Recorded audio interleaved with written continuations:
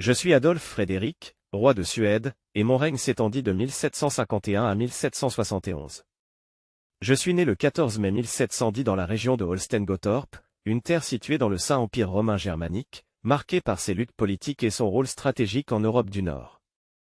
Fils du duc Christian-Auguste et de la duchesse Albertine Frédéric, mon destin prit une tournure inattendue lorsque j'ai été choisi pour monter sur le trône suédois, un honneur qui était aussi un lourd fardeau.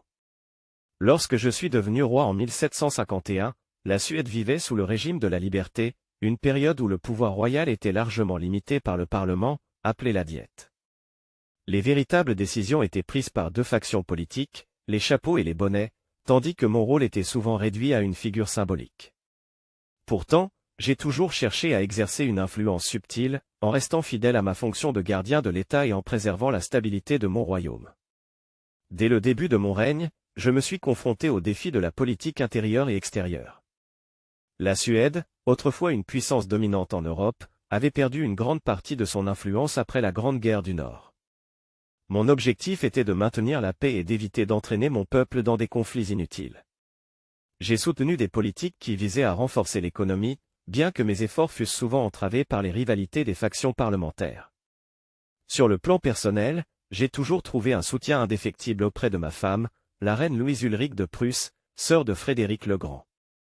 Notre union, bien que parfois tumultueuse, fut marquée par une ambition commune, restaurer l'autorité de la monarchie. Ensemble, nous avons soutenu des initiatives culturelles et éducatives, notamment la création de l'Académie royale suédoise des sciences. J'étais profondément convaincu que l'éducation et les arts pouvaient renforcer l'unité nationale et inspirer un sentiment de fierté parmi mon peuple.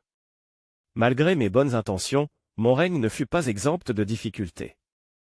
La famine de 1770 à 1771 fut une période particulièrement éprouvante. J'ai fait tout ce qui était en mon pouvoir pour soulager la souffrance de mon peuple, mais les ressources limitées de l'État et les divisions politiques entravèrent nos efforts. Cet épisode a marqué mes dernières années de règne et m'a laissé un profond sentiment d'impuissance. Je me souviens également de mes luttes pour affirmer la dignité royale face aux abus du Parlement. Bien que je ne sois pas un homme belliqueux, je savais qu'un roi devait défendre son honneur. Mon abdication temporaire en 1769, en signe de protestation contre les ingérences parlementaires, était un acte de désespoir, mais aussi une déclaration de principe.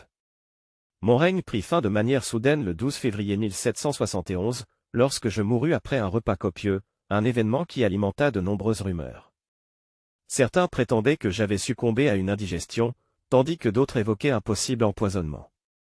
Quoi qu'il en soit, je laissais derrière moi un royaume en quête d'équilibre entre les aspirations du peuple et les prérogatives royales. Aujourd'hui, on se souvient de moi comme d'un roi pacifique, aimant les arts et la culture, mais limité par les circonstances de mon époque. Si je n'ai pas pu restaurer la grandeur de la monarchie, j'espère que mon engagement pour le bien-être de mon peuple et ma foi dans la paix resteront gravés dans l'histoire de la Suède.